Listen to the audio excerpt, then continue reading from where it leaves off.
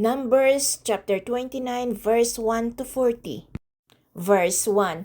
On the first day of the seventh month, hold a sacred assembly and do no regular work. It is a day for you to sound the trumpets. Verse 2. As an aroma pleasing to the Lord, offer a burnt offering of 1 young bull, 1 ram, and 7 male lambs a year old, all without defect. Verse 3. With the bull offer a grain offering of 3/10 of an ephah of the finest flour mixed with olive oil. With the ram, 2/10. Verse 4. And with each of the 7 lambs, 1/10. Verse 5. Include 1 male goat as a sin offering to make atonement for you. Verse 6. These are in additions to the monthly and daily burnt offerings with their grain offerings and drink offerings as specified. They are food offerings presented to the Lord, a pleasing aroma. Verse 7. On the 10th day of the 7th month, hold a sacred assembly. You must deny yourselves and do no work. Verse 8. Present as an aroma pleasing to the Lord a burnt offering of 1 young bull, 1 ram, and 7 male lambs a year old, all without defect. Verse 9.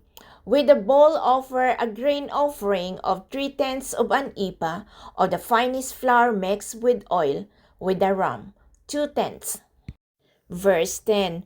And with each of the 7 lambs, 1/10. Verse 11. Include 1 male goat as a sin offering, in addition to the sin offering for atonement and the regular burnt offerings with its grain offering, and their drink offerings. Verse 12. On the 15th day of the 7th month, hold a sacred assembly and do no regular work. Celebrate a festivals to the Lord for 7 days.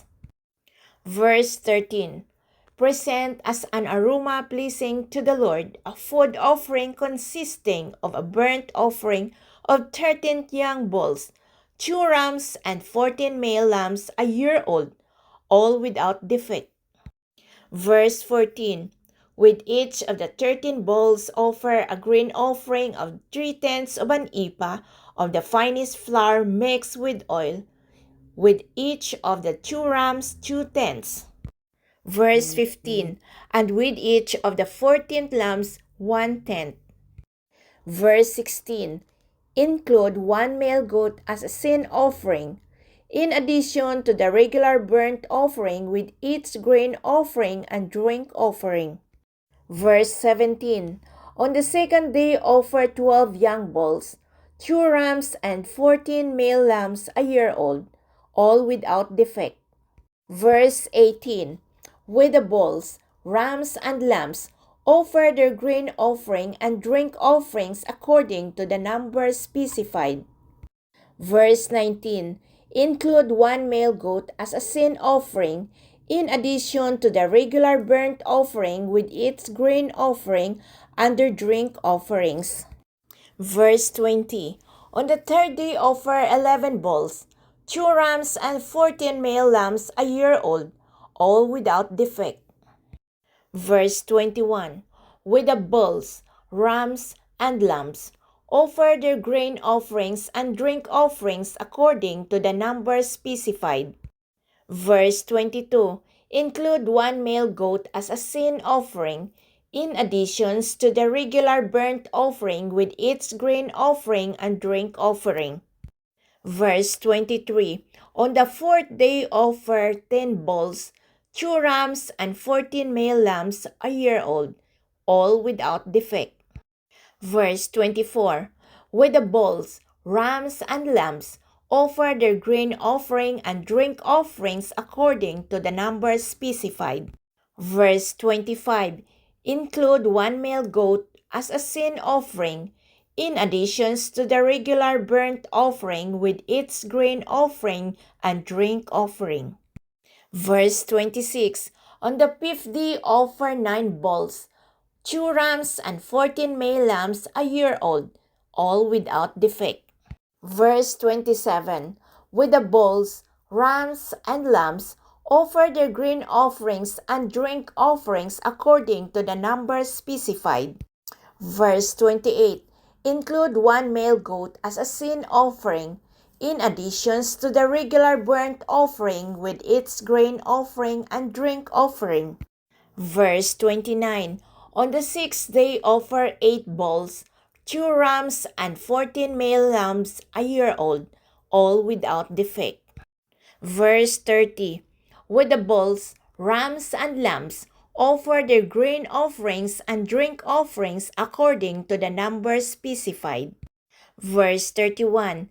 Include one male goat as a sin offering, in addition to the regular burnt offering with its grain offering and drink offering. Verse 32. On the seventh day offer 7 bulls, 2 rams, and 14 male lambs a year old, all without defect. Verse 33. With the bulls, rams, and lambs, offer their grain offerings and drink offerings according to the number specified. Verse 34. Include one male goat as a sin offering, in addition to the regular burnt offering with its grain offering and drink offering. Verse 35. On the 8th day hold a closing special assembly and do no regular work. Verse 36. Present as an aroma pleasing to the Lord a food offering consisting of a burnt offering of 1 bull, 1 ram, and 7 male lambs a year old, all without defect. Verse 37. With the bull, the ram, and the lambs, offer their grain offerings and drink offerings according to the number specified. Verse 38. Include one male goat as a sin offering, in addition to the regular burnt offering with its grain offering and drink offering.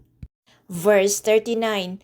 In addition to what you vow and your freewill offerings, offer this to the Lord at your appointed festivals, your burnt offerings, grain offerings, drink offerings, and fellowship offerings. Verse 40. Moses told the Israelites all that the Lord commanded him. In conclusion, Numbers chapter 29 highlights the importance of honoring God during His appointed festivals through specific offerings and sacred assemblies.